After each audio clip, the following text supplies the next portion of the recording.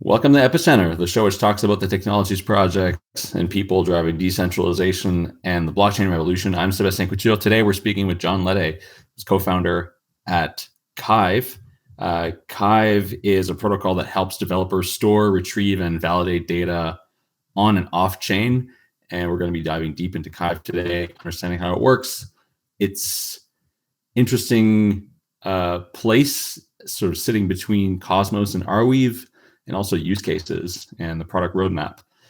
Before we get started, though, I just want to shill Nebular Summit here for a second, because we did launch the website, and it's really exciting.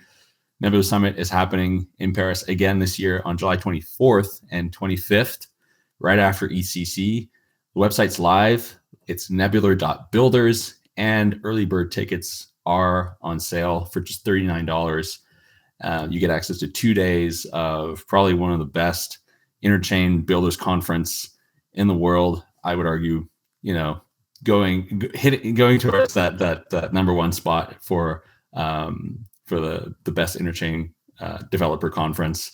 And we're really excited to have announced the venue, which is this really cool business school in the center of Paris called Albert School.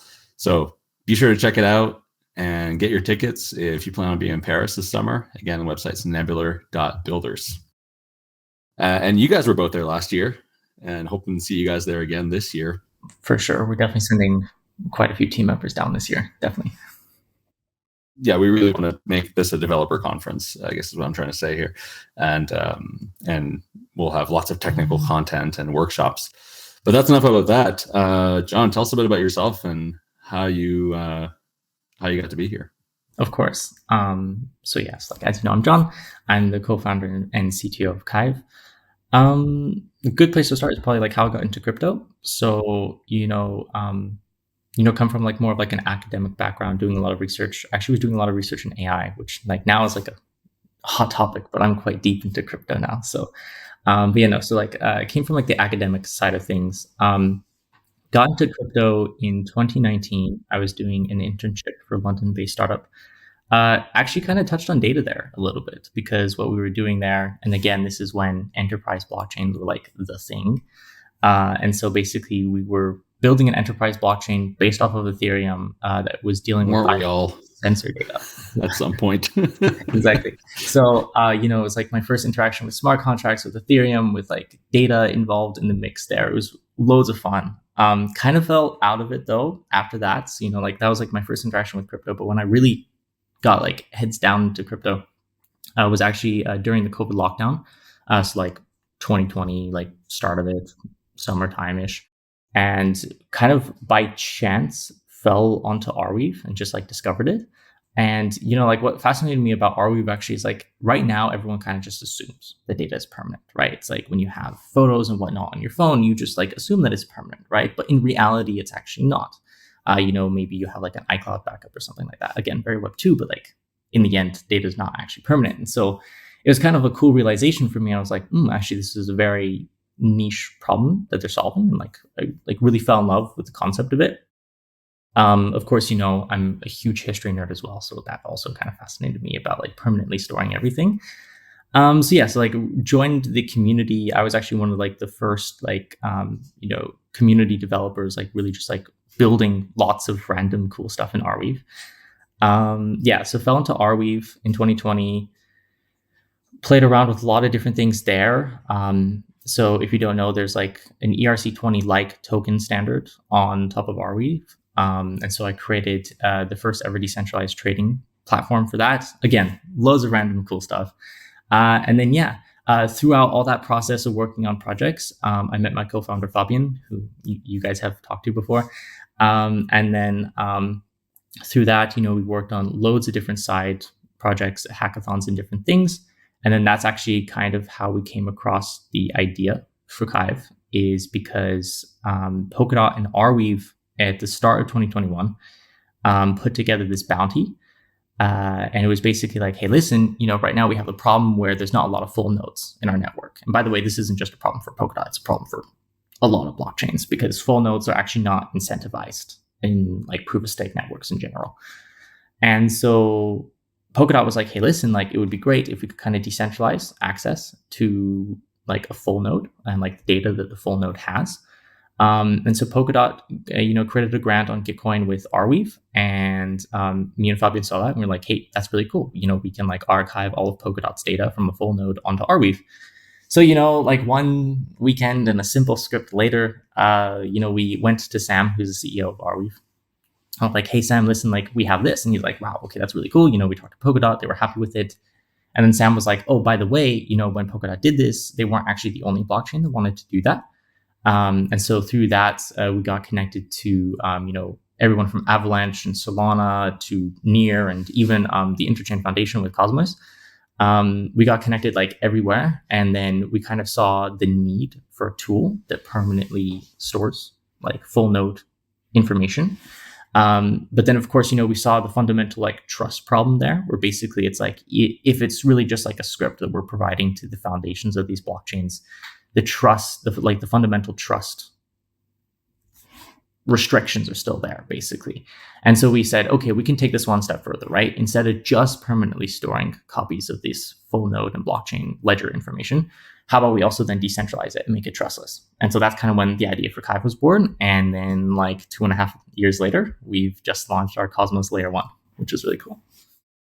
Yeah, like I guess there's a lot to dive into there. I think especially maybe we can already start there, but I guess KYVE already started out initially on Arweave. Then I think you moved to Moonbeam until like finally like launching your own Cosmos mainnet. And again, congrats to the recent launch. I think, what would be very interesting for many people is probably, like you're one of the projects that has done this migration. And it seems like a lot of people are doing this migration either in that direction or maybe like from app chain to smart contract. I guess I've seen that less, but probably more like going from smart contract to like an app chain. And I guess would be interesting to hear your reasons of how you chose to do that and what it gets you as a KYVE protocol. For sure.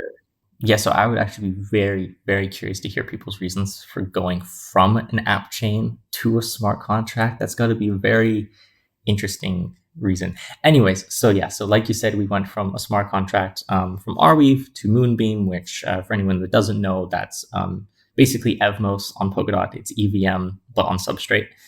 And then, after that, we then migrated over to our own like Cosmos app chain.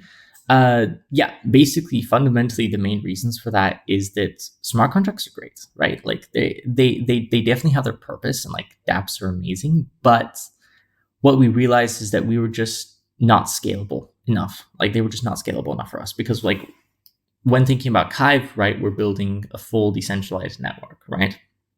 And smart contracts can only go so far. They're great for, building AMMs, and they're great for doing NFTs and tokens and whatnot, right? But when you're trying to build a full scalable network with actually like a validator set, it gets a little bit complicated, especially in the EVM space, where you have to like constantly, and I mean constantly, optimize for gas. It was like we were really, really like having a hard time thinking about, okay, this is how we like store validator sets and rewards and everything like that. But then, okay, that's one way of doing it. And then how do we optimize it so that it doesn't cost a fortune? But then even like that, the problem is that you're sharing block space, because it's like, and like fundamentally the way that like Ethereum gas models work is basically, the more contract calls and interactions on the network, not just with your contract, but in general, the more expensive that it gets. And so, we saw if like an NFT launched or something like that, cost of running a node would go from like a reasonable price because we optimized it to something like crazy high and ridiculous. And so it was like those main two reasons, which is just like scalability, and then also just like cost efficiency and like sharing block space, were like the two main reasons why we decided to kind of look into app chains. So we were, of course, looking into a few other app chains, kind of app chain ecosystems, if you will. So like, Avalanche has its subnets, a lot of other app chains ecosystems are now kind of spun up since we were looking into this. But in the end, honestly, the smoothest process was actually just Cosmos. And, at the time it was called Starport, and now it's called the Ignite CLI. But we were actually like the entire tech team went to ETH Denver 2022. And, we had done a lot in Cosmos before that. So we were already very familiar with it. And then we were like, hey, listen, what happens if we just use Ignite and just try it out, right? And so, we were like sitting at ETH Denver like in a WeWork sometimes as well. And we were just like, okay, let's just do this. It took us about like 5 days in total, like of conversion and whatnot to get like an internal DevNet up and running. So like 5 days to convert from a Solidity smart contract, which we had worked on for like a year, to like completely over to a Cosmos app chain. And it was really cool to see. Of course, then taking a DevNet that you spun up in 5 days to something a little bit more concrete with the validator sets definitely took some time, and lots of learnings. But no, it was like loads of fun. And that's kind of the reasons why we switched. What does the Ignite CLI, as a sort of like non-developer, but someone who's fairly technical, I guess, what is it about the Ignite CLI that just makes that process of porting over an Ethereum smart contract to essentially an app chain easy? Can you talk about your experience in doing that, more specifically about like? Of course. Yeah, so like with the latest release of the Cosmos SDK and with the Cosmos SDK Eden release coming up in a year or so, I don't actually know the timeline there, but like they're definitely removing a lot of the need of like the boilerplate code that you need when running a Cosmos app chain. The problem is that like when we did this a year ago, there was still a heavy need to have all that boilerplate code around, and so developers just coming into the ecosystem, they don't fully know their ways like in and outs of all the different things that you need to like fully run a Cosmos app chain, right? And so what the Ignite CLI does is it basically takes all that boilerplate code that you may or may not know that you need to have, right? As you're just like starting on Cosmos, it takes all that boilerplate code and generates it for you. And so it's like makes it really easy to say, okay, listen, this is what I want my state of my blockchain to look like. It's going to have these values. And then it kind of just generates a boilerplate for you from there. Long term, of course, if you want to like actually run a chain in production, definitely, you need to remove a lot of that boilerplate code and really understand the fundamentals of like what's going on, which is what we did after the fact. But like what was really like fantastic and what made the switch so easy is the fact that they just handled all the kind of the Cosmos nitty gritty details for us without us needing to like fully learn it. And then that allowed us to really easily then say, okay, this is our core logic. Let's just only focus on the core logic, and Ignite will handle all the Cosmos logic. And then after we focused on our core logic, we were like, okay, now let's dive deep into the Cosmos land and see what's up. So yeah. Cool. Yeah, I mean that's something that I've also heard from other people, I guess, is like that. Yeah, okay, the Cosmos SDK does have like a lot of boilerplate code that is necessary to launch a chain, but that the Ignite CLI allows you to forego having to write a lot of that code. I guess a lot of people now are also maybe going like an even simpler route, which is building things directly in CosmWasm. You're not like even foregoing the Cosmos SDK to some extent, like with initiatives like the CosmWasm SDK. And I think it's only going to get easier to start up a Cosmos app chain in the future as these tools become more and more more mature and easier to leverage. For sure.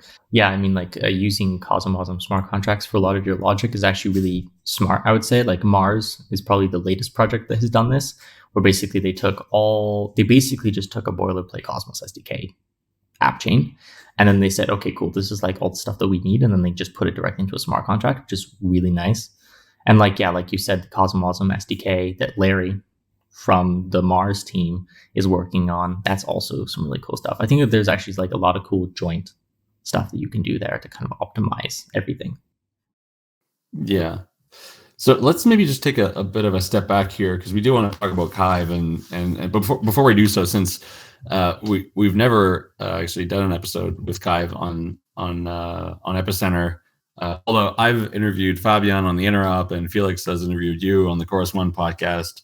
I do think that for our listeners here, it bears reminding people who don't know about KYVE what it is and what problem you're solving at a high level, and then we can dive into some of this other the stuff we wanted to talk about, which is Arweave and Cosmos and some of the use cases. I think for listeners who really want to dive deeper into KYVE, probably that won't be the sort of arch of this episode, but you should definitely listen to my episode with Fabian on the interop, or Felix's episode with you on the Correspondent podcast. Those are both great resources if you want to sort of like start at the ground level. But yeah, go ahead, John. Okay, perfect. So just to clarify, you want me to kind of like talk about like what KYVE exactly does? Yeah. Just at a high level, sort of explaining, what it is, what problem you're solving, and the different components. And we can talk about some of the other aspects we wanted to discuss today. So you can really think of KYVE as building a massive decentralized data lake. Now that's like a lot of buzzwords, but basically what it means is we've connected to a lot of major L1s and L2s. Kind of like I mentioned, we've been working since our like very beginning with like Polkadot, Solana, Near, Cosmos, Avalanche, like you name it, a lot of major L1s and L2s. And what we do is we've actually built this proof of stake network that can connect to all these different blockchains and then parse information from them. So this could be as simple as really just block and transaction information. It could be ledger information like account balances and whatnot. Or on like the more complex side, this could be things like EVM traces, logs from smart contracts, etc. And what happens is that this validator set then independently, each one of the validators goes and connects to this blockchain, and then they fetch information from it, do some sort of transformation if needed on top of that data. And then what they do is they use our consensus layer, which is Tendermint, Comet, BFT based. And then they basically say, okay, listen, like I have this piece of data. Did you guys also get that same piece of data? If they did, then what happens is then, of course, that data is then validated. And then it's then automatically pushed to a storage network like Arweave.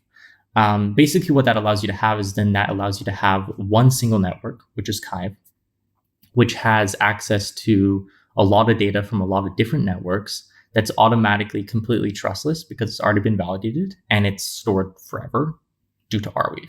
That's really cool because then you can build like a lot of things cross-chain. Also, it helps a lot, even like in kind of like the more traditional aspects where basically, Felix, we've been kind of talking to you briefly about like an accounting tool, right? Or basically, you can use this on-chain data that not a lot of nodes or RPC endpoints might necessarily have to then really easily fetch, data that you need on the accounting side of things. There's a lot of different use cases, which I think we'll get into later. But yeah, fundamentally, we're building a massive decentralized data lake.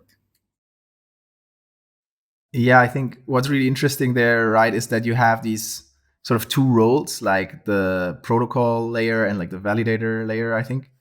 And can you maybe, right, you mentioned the storage pools. Can you sort of walk through a flow of someone, maybe like actually the entire life cycle, actually, someone uploading some data and then do they retrieve it with KYVE again, or do I have to go directly to Arweave? How would I use this?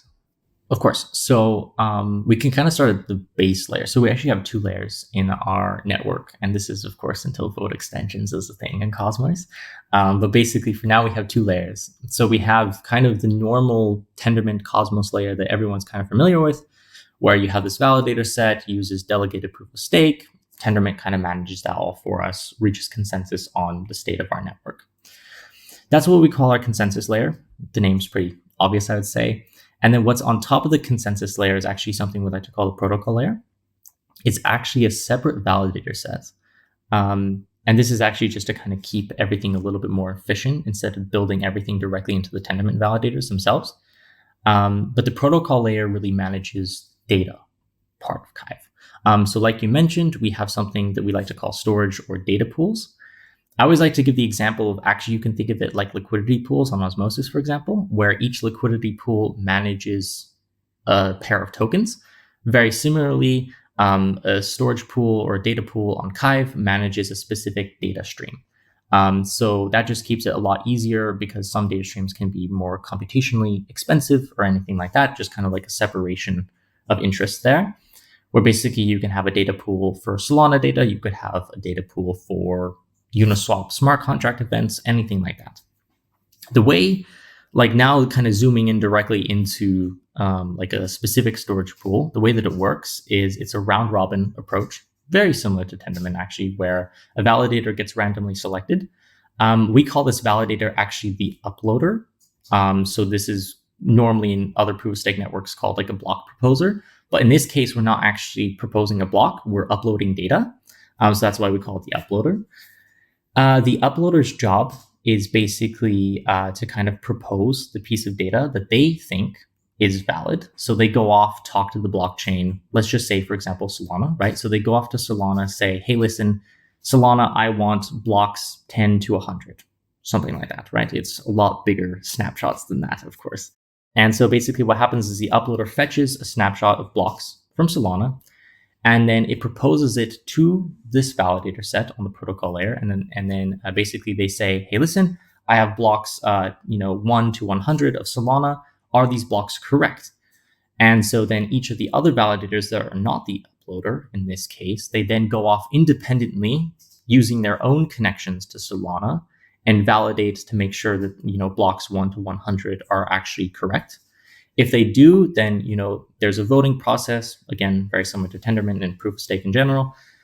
There's a voting process, and then if more than 67% of the validators voted yes, then the piece of data is actually correct. Once the piece of data is correct, then of course it's then uploaded and pushed off to Arweave. We're going to be onboarding a lot of other storage solutions soon as well. So it's not just Arweave that we support. We kind of have a cool little wrapper around any storage layer. So you can really easily integrate IPFS or Filecoin or storage or, Greenfield, which is like the new Binance one, for example. Yeah, exactly. That's kind of like the life cycle of the data being validated. On the retrieval side, we kind of offer a few retrieval products. Of course, you independently can just go directly kind of talk to KYVE, and KYVE will say, hey, listen, if you want this piece of data, it's in this Arweave transaction ID, and then you can then go and fetch it from Arweave and do all that fun stuff yourself. But we kind of offer two products right now. One is kind of a more B2B product, a more enterprise product, where basically we automatically kind of do all that internal fetching for you, where basically all you need to do, and it's powered by Airbyte, by the way, which is actually quite cool. It's a really easy way to kind of connect a data stream to any Web2 data infrastructure. So this could be MongoDB, it could be something more complex like a Kafka queue or Snowflake or anything like that. But basically, it's a service that we provide where basically you just say, hey, listen, this is how I want the data. And it's like an ETL pipeline, and then we will automatically give the data back to you. Of course, like a little bit more like on-chain B2C customer product that we're going to be offering soon is actually our Oracle, which will be really cool because it's powered by IBC. Cool. Yeah. So what is the, how do you leverage IBC here? And I guess I'd like to maybe transition a little bit here into, how how KYVE connects Cosmos to Arweave. So yeah, how do you leverage RBC, and maybe describe how KYVE sort of sits in between Cosmos and Arweave in some way? Yeah, for sure. So we kind of sit actually more like on top of them, right? Because you have Arweave's mainnet, and then you have of course our consensus layer, and then our protocol layer kind of sits on top of both of them and then connects to both of them individually. Yeah, so there's no we didn't create an IBC client between Arweave and our Cosmos chain. That would actually be incredibly interesting because Arweave is proof of work. So that would be fundamentally incredibly interesting to create an IBC client between the two of them. But anyways, that's for maybe KYVE 2.0 or something crazy like that. Anyways, so the way that it works right now is, like I kind of mentioned before, that uploader has the job of not only kind of pushing the data to Arweave, but also reaching consensus on that piece of data using our Tendermint blockchain. And so it's kind of like a connection between the two of them, where basically the uploader first uploads that piece of data to Arweave, and then the validators then reach consensus on that piece of data.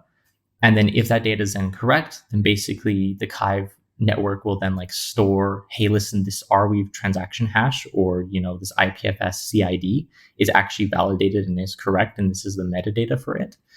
And that's kind of how we connect to Arweave and do that. On the IBC side of things, that's kind of more going into our Oracle product. which will leverage IBC to basically be able to, you just send a token like for payment. Like you just send like KYVE tokens or any governance enabled fee payment method.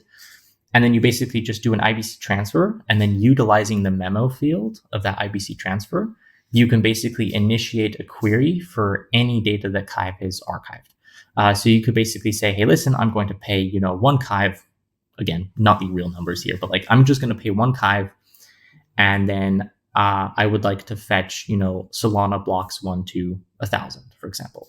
And then what would then happen is that would be sent by IBC. And then, of course, KYVE has that piece of data. So then using interchain queries, it would just send the response back. And then you could now have completely trustless Solana blocks on your Cosmos chain. And then you can do whatever you want with that. But yeah, so that's kind of how we leverage IBC. And then also that's how we kind of connect to Arweave as well. Can you maybe expand a bit in terms of, you said basically the proposer uploads the data and then the validators have to sort of validate if it's correct. Does that mean like all the validators have to sort of download that state of that chain or that program or whatever it is? So like at the end of the day, it's really up to the validator to decide how they actually connect to the network itself, right? Because fundamentally, if they receive invalid data, then of course they're going to be proposing with like invalid data, and then of course they're subject to a slashing, and like it's a major slashing. And so it's kind of, we've left it up to the validators. So basically like we expect a certain RPC endpoint for certain different networks, but fundamentally how the validators actually connect to that is up to them, right? So, a lot of the times, and this is what we encourage, of course, is, running your own node in that network, right? Just for like optimum security. But of course, if you want to go for like the more hosted Coinbase Cloud or Blockdaemon approach, like that's also okay. Like we don't like put like an exact architecture requirement on it. But at the end of the day, it's really up to the validator to decide like what risk they're willing to take here. The important thing though is like we make sure to like double check to make sure like where the data is from. And so like if everyone's just using like infra, for example, as like an RPC endpoint, then of course that's going to be problematic. And so we have checks in place to make sure that it is from many different data sources. But yeah, of course, like how the validator actually connects to the network. They can either run their own node, they can use an RPC provider, something like that. Could you leverage and have you thought about encouraging folks to leverage a decentralized RPC provider like Lava, for instance? I think there's some other ones like Gateway. Gateway, Pocket, for example. Yeah, Pocket. I mean, Pocket. Sorry, I just abbreviated. I think of course there's definitely some like cool collaborations to be done there. Actually, like Lava is definitely very interesting because they are also based in Cosmos. So I wonder if there could actually be like a little bit more synergy there because of course they're based in Cosmos. So IBC kind of connects us all, right? So like haven't directly thought about it, to be honest. It was just like we just kind of settled on this architecture for now. We wanted to get mainnet out as soon as possible. But of course, going forward, this is definitely something that we want to look into, right? Because it's like, if we can even decentralize the RPC side of this, it would be a perfect world, right? And so like, yeah, we've done everything that we can to decentralize on our side. But of course, definitely further collaborations we're open for that. Okay, cool. I want to talk about Arweave a little bit. I have a close friend who you might know they're building Accord. Oh yeah, Accord. And he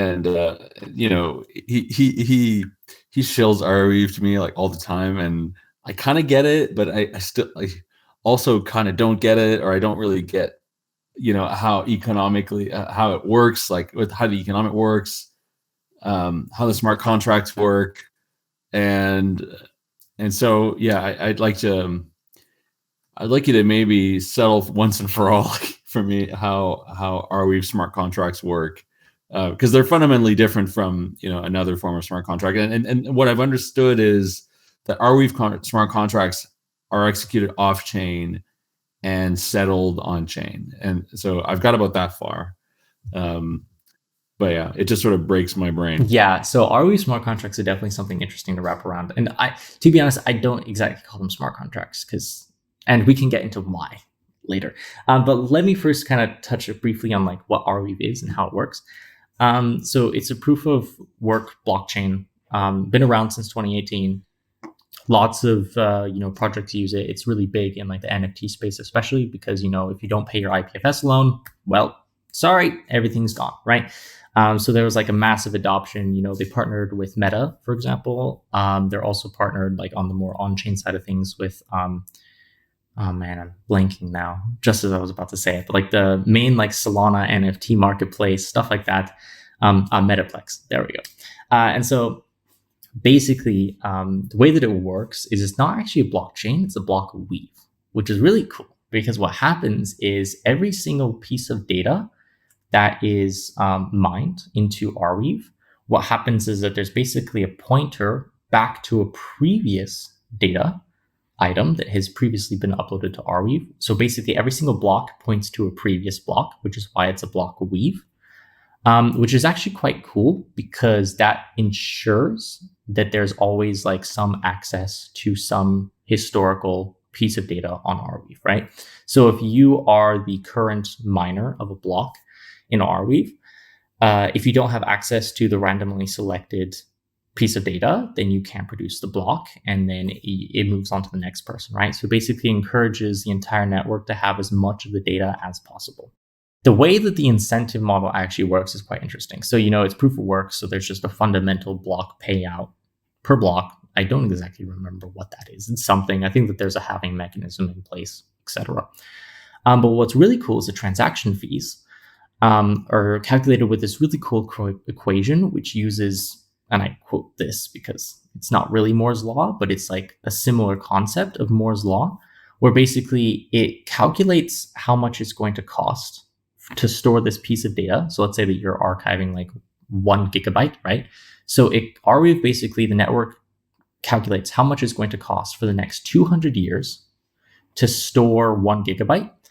And then basically what happens is that at that 200-year mark, there's like a slow decay curve that happens, which basically says over time, SSDs and HDDs should be getting better and better and better. And there should be like a significant cost reduction where basically after 200 years or so, give or take, that data should be fundamentally free to store. And so basically what happens is on Arweave, you pay for 200 years of storage upfront. And that's what your transaction fee is, like transaction cost to store your piece of data. And then what happens is that actually doesn't get paid out to the validators, or sorry, not validators, the miners in the network. But that actually then gets put into a block reward pool. I forget the exact name for it.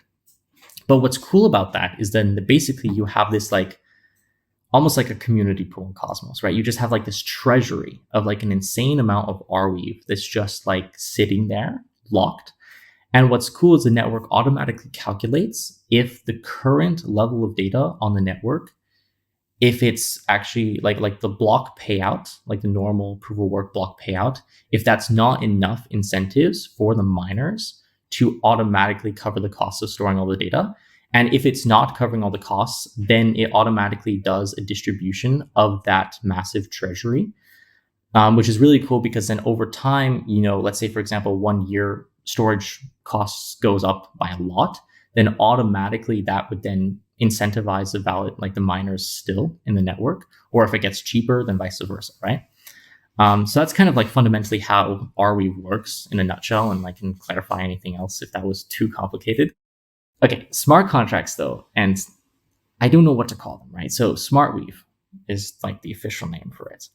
Like you mentioned, they're not there's no execution on chain. So in the case of Solana, Cosmosm even, and the Solana VM, like basically every single normal smart contract platform, the way that it works is you deploy the code on chain, and then you interact with the code with a transaction, and then that transaction has a result that changes the state of that code, and all that happens on chain.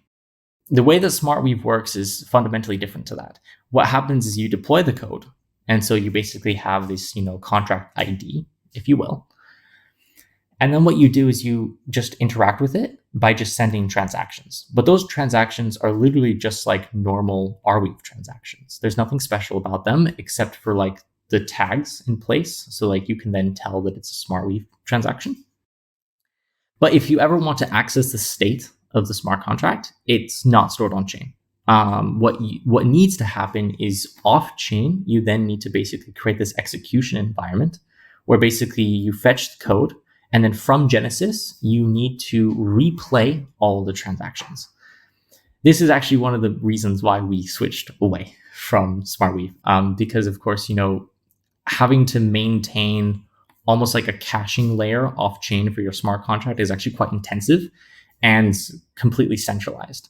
There's definitely some things going on now in Arweave that like are trying to solve this problem, making it a little bit more decentralized. But fundamentally, if you have off-chain computation of state, there's not a whole lot that you can do there, which is like kind of the main reason why we kind of switched away from that and then went to the EVM-based smart contract. Again, and like that's not like throwing any shade on SmartWeave. That's just like explaining how it works, which is just like off-chain execution. Yeah, I think like fundamentally Arweave is a really great layer 0, where basically you can just throw any piece of data that you want onto Arweave and it handles that really well. I think smart contracts does have a little bit of time that it needs to like grow into like a fully developed ecosystem. Right, makes sense. So you're basically saying, right, like Arweave still very useful as like this data storage layer, but essentially with the SmartWeave, it's sort of trying to also compete, I guess, on the smart contract level, but that might like exactly like. Yeah, it's like for me, Arweave might be trying to do a little bit too much with the smart contracts, right? It's like they've really and they've done a really, really, really good job with dealing with the data side of this, right? But like that's why I said they're a great layer 0. You can really throw whatever data you want at Arweave, and it's like a perfect economic model. That's great. But yeah, like fundamentally, it's just like smart contracts on top of it, treating it more like a layer 1, layer 2 like model. Not quite there yet. But yeah. When someone describes sort of Arweave smart contracts to me, it sounds, we were talking earlier about our previous enterprise blockchain building days. It sounds very similar to something we were trying to build back then, which is this sort of off-chain execution, on-chain settlement. But there's not even really settlement with SmartWeave. That's the thing. Yeah, or like whatever you want to call it, like on-chain notarization, I guess. Yeah, and then the other aspect about Arweave that I still have a hard time wrapping my head around is like the economics of you were talking about this storage, like this on-chain storage, and yeah, sure, I guess we should assume that storage costs go down over time. I think that's a safe assumption to make. There is one thing about Arweave that I find a little bit weird, is like this inability to delete things. Like, yeah, like I can kind of step in there. Like fundamentally, that was the first thing that I thought about when I thought of Arweave. Was like, yeah, this is great if there are only good people in the world. There's also lots of bad people in the world too. Like, this is obviously something that could go terribly wrong. So like the thing is that actually built into each Arweave node, there's actually kind of like a blacklist that you can put in, or like a block list now that has been renamed. There's a block list that you can put in where basically pieces of data or content that is like in fact vulnerable or malicious or illegal. Treading lightly here. What you can do is you can then, like inside your Arweave node, just choose not to store that piece of data. And what's actually really cool is that if more than 51% of the network has a specific transaction blocked, then actually it's dropped from consensus. Assuming it's not encrypted. Exactly, assuming that it's not encrypted, right? And so there is a way to delete data, right? Where basically the majority of the network does not have the piece of data, right? But yeah, of course, that does imply that it has to be encrypted. It has to be decrypted, and a lot of things have to apply there. I think they're actually trying to spin up like a DAO to manage this a little bit. But yeah. Yeah, I was also wondering, like, is it actually clear, like, who runs the Arweave network, who are like the can you like trace back who produced how many nodes and sort of see how much control there is from certain entities or something like that? Like, I guess how you have voting power in proof of stake, sort of. To be honest, I don't actually know. So you can like check who the peers are in like, but like that's more like the active peers in the network, right? So like if like that's like, and maybe this is just like not a problem, but like definitely like a design flaw in proof of work, where basically there's like no way of like who's actually the validator set right now, right? So I actually don't know. I think like, so of course you can check who is the miner of every single block. Of course, that would take a long time, but you can. And then you can kind of go back and see like what has been, like what data has been produced where. But yeah, in proof of work, there is really no way of like checking who's in the current set, if you will, which does actually suck a little bit because that would actually also make security a little bit better too. Right. I think it's one of the core kind of benefits of proof of stake, right? That you have slashing, that you can go back and like destroy stake of someone versus like proof of work where you can't burn down the server farm. So like I've heard that comparison. That's comparing like Bitcoin, and I guess it also applies to Arweave to a certain degree here. But yeah, that's a nice excursion. I guess we can take it back a bit to. I mean, you already also mentioned, right? Like KYVE can use other data storage solutions, so that's I think also like very cool, right? It's very abstracted there, and I think that's very useful. But maybe we can also talk about, now you have the. I saw on the website like something on the roadmap like KYVE version 2. Can you maybe expand a bit, like what else is coming there? Of course. So I guess like, yeah, the main thing involved there is actually the Oracle. So this like IBC enabled data querying. With that, quite a lot of stuff actually comes with it on like the optimization of the protocol layer. So, like I mentioned at the very beginning, we have 2 layers. Once vote extensions are released, we're definitely going to look into kind of combining those 2 layers, because right now there is a little bit of a fight between the 2 validator sets, right? Because it's like whichever validator set has the biggest APY, right? Like talking about like just like delegators for this pure sake of earning rewards, right? Of course, there's going to be like a little bit of a stake fight going on there, if you will. And so, of course, we're looking into solutions like superfluid staking and whatnot. But long term, of course, combining those 2 validator sets is definitely something on the roadmap for sure. And that's kind of fundamentally what goes along with KYVE 2.0. Another thing as well is like right now, the Oracle is only allowed to like query what we store directly on our chain, right? Which is more of like a summary of what's stored on Arweave. So let's say, for example, that we've, done a massive snapshot of like 10,000 blocks of Cosmos, right? What happens is that all of that data is stored on Arweave, but we only store like the headers or the hashes of each block on our chain, right? And that's just strictly because like we're not built like Arweave. We can't handle a lot of data, right? And so basically what the Oracle can currently query for right now, and this is going to be released soon, is basically just like the headers and whatnot of the data. But like long term, we really want to make sure that like what will happen is you can just do an Oracle request, and then our network handles all the going off, talking to Arweave, indexing the data, and giving you a really nice response. Also, we're kind of tied into KYVE 2.0 there. Of course, there's like a lot of other stuff that I probably can't talk about, but that's like what I'm really excited about for sure. And like, yeah, it's actually mostly tied around kind of like bringing the querying process on chain with the Oracle. Right. Maybe also, I guess we sort of went into it a bit, but I'm sort of wondering, what if there's a mismatch, I guess, between the data provided, or like there's no consensus, and then there is a slashing. You said, is there like some dispute mechanism if that like sort of was actually the right data, or how do you like sort of settle that? Yeah, so the way that it works is you have the uploader. They're, of course, proposing a chunk of data. If the uploader has, okay, now this is now getting into like now how proof of stake works, which is basically each validator will then say, okay, is that correct? If more than 51% of the validators say, yes, this is the correct piece of data, then that data goes through. What happens, which is actually quite interesting, is all the validators that didn't say that that data is correct, we basically put them on like a watch list, if you will. Well, basically we give them like a point, and after a certain number of points, they actually do get slashed.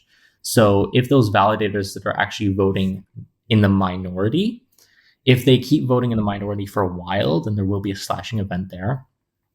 But there's not really a dispute mechanism after the fact, just because we want instant finality to go along with tendermint, where basically a piece of data, while it's reaching consensus, is still undecided. But once consensus is reached, it's finalized, and that's when you know that the data is valid or invalid. So there's not a dispute mechanism in place, but basically we do have mechanisms where basically the majority is what is actually happening, and like that's what reaches consensus, and then the minority, we always keep our eye on the minority to make sure that that doesn't get out of hand or out of control. Right, that's cool. So it's sort of like a multi-round game that you're playing instead Exactly. of okay. Yeah, cool.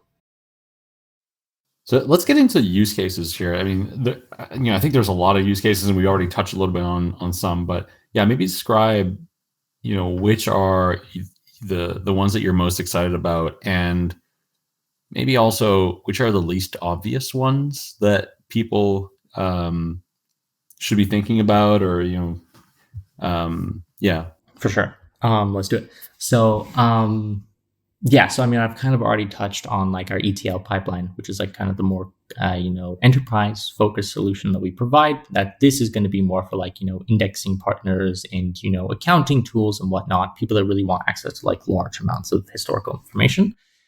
Of course, you have the Oracle, which is like more on chain, and that can be I mean, on-chain Oracle information is like powerful and like smart contracts down to like the core layer of blockchains too.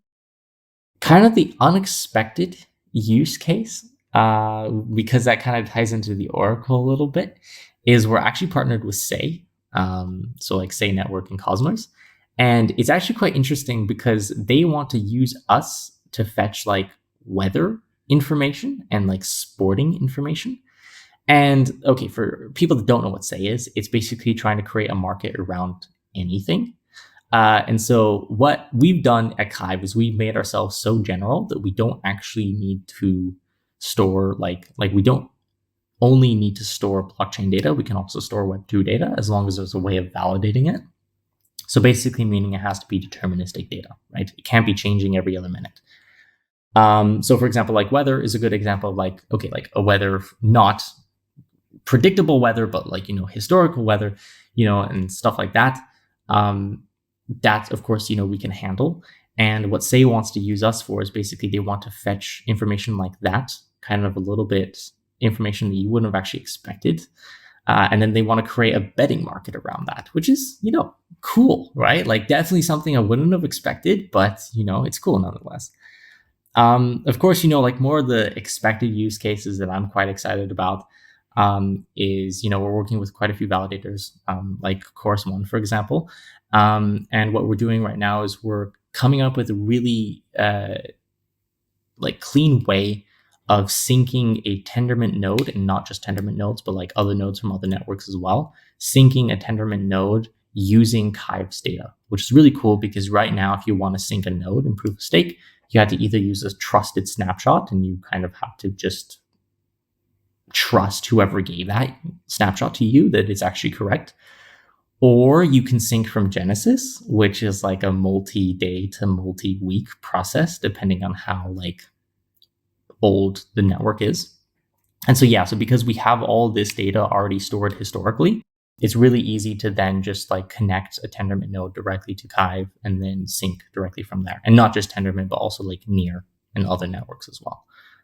That's kind of the use case I'm most excited about, because that's like the initial use case that I started KYVE with, which was basically like this exact thing. And so kind of seeing it come to fruition now is really exciting. Yeah.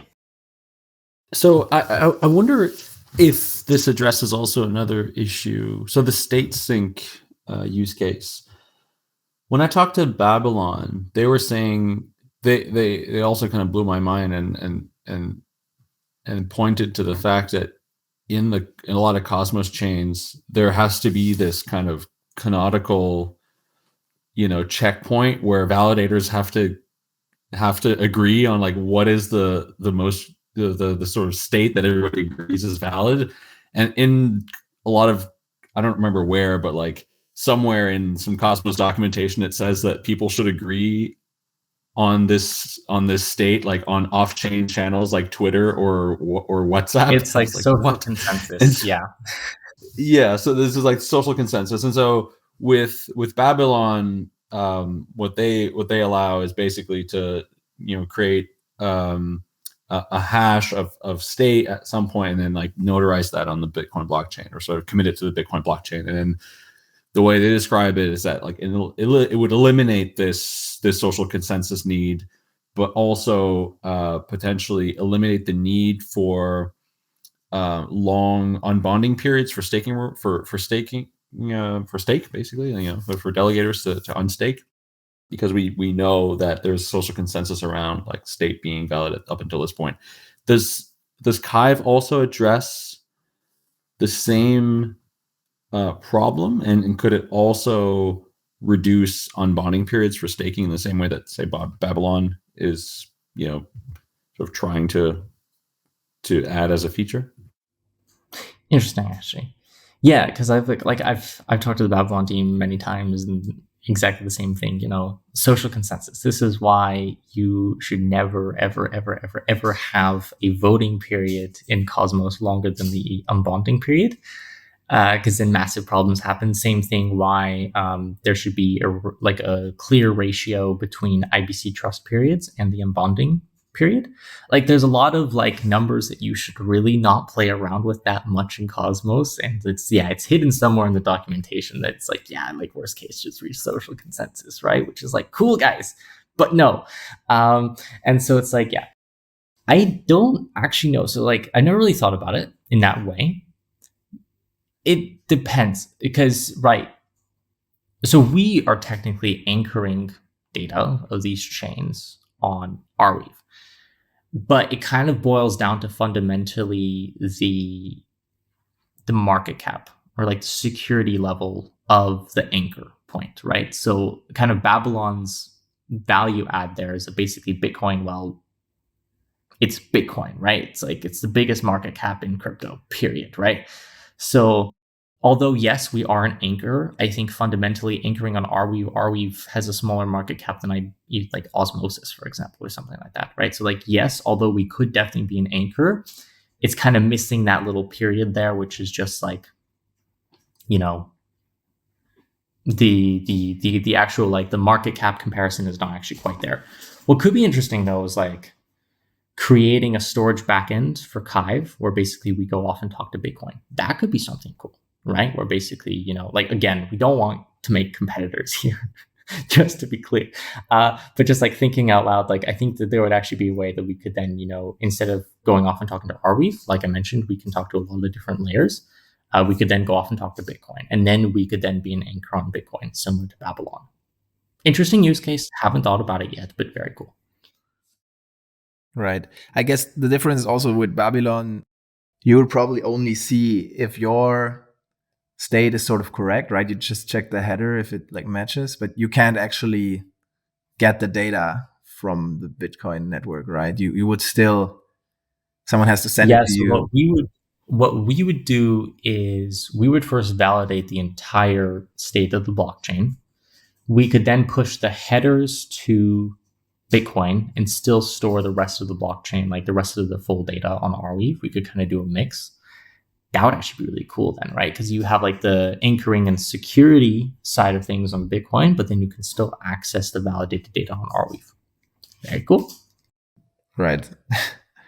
New use case. Great. Exactly. Yeah. We figured it out here on Epicenter. Perfect. Any other use cases that you're particularly interested in or bullish on, or would like to see people build using KYVE? Not off the top of my head. I'm sure that there are. I'm sure that I'm missing some for sure. I think that like the use cases that I mentioned for sure are definitely kind of the main ones that we're, really excited about. Of course, we're starting a grants program soon. So hey, if you have a cool idea, send us a message. Go build it. Yeah, exactly. All right. Well, let's talk about the roadmap a little bit, and that grants program is something maybe we can touch on a little bit. But yeah, what are the plans for KYVE 2.0, and also, I don't think you guys have a listed token yet. Exactly. Right. So like a more imminent roadmap is right now, of course, actually, if you go right now and you look at our network, we actually only have the consensus layer live. And we just did this to basically reach enough like security on the consensus layer, making sure that it's actually very stable before then launching our protocol layer. So right now we're not validating any data in mainnet. Of course, in both of our test nets, we're actively validating data, but on the mainnet, we're not validating data just yet. So like first thing on our roadmap is kind of launching the protocol layer with our first storage pool. Can't say which one just yet, but will be very exciting. That should be coming out definitely in the next month for sure. So that's like the first thing on the roadmap. Second thing, of course, is also the the listing on dexes and sexes. So that's going to be very exciting. Kind of going more long term. Of course, definitely getting our Oracle product out. That's going to be super exciting. We're definitely hoping to launch an Oracle MVP as soon as possible. Like you mentioned, then kind of KYVE 2.0, maybe like a little bit of a revamp there, like I talked about earlier, with like combining the two layers together. Stuff like that. We just kind of have to see where we're at that point.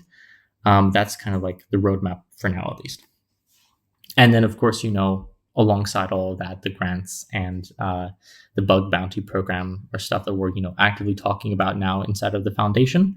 And so, very excited to kind of see that all come to fruition as soon as possible, because, kind of giving back to the community, doing a lot of like sub DAO initiatives, and then also like seeing the community just kind of build lots of use cases that we might have never seen before. That's the roadmap. Right. Thanks so much, John. I think, we learned a lot about KYVE and especially also Arweave today. And I think, very exciting use cases you're tackling. You can see already that, many areas are like actually touched upon this, like even in the blockchain data world, but I'm sure there's like a lot, like if you step beyond that, like the say use case, I think it's going to be like some really exciting things if this all works the way I think it does. So super excited. And maybe before we wrap up, I guess like a final question could be like, where do people find more about KYVE and like maybe the grants program? Can you share a little bit how people can get in touch with you and get involved? Of course. So like for now, there's not a lot of stuff around the program just yet because we're still working on all the internal details and whatnot. But of course, easiest way is just, like our email is like on our website. Website is kyve.network. You can reach us there by email, Telegram, Discord, pretty much everything, to be honest, we have there. We're launching the forum soon, actually, and that could be like another way that you can reach out to us. Another thing on the roadmap, the forum, which of course we need. We're going to be doing a lot of stuff around like our governance process and stuff like that. That's probably the best way to reach out to us, is just like going to the website and using your favorite social network to get a hold of us. Great. Well, thanks so much for coming on. It's been a fascinating conversation. Thank you so much.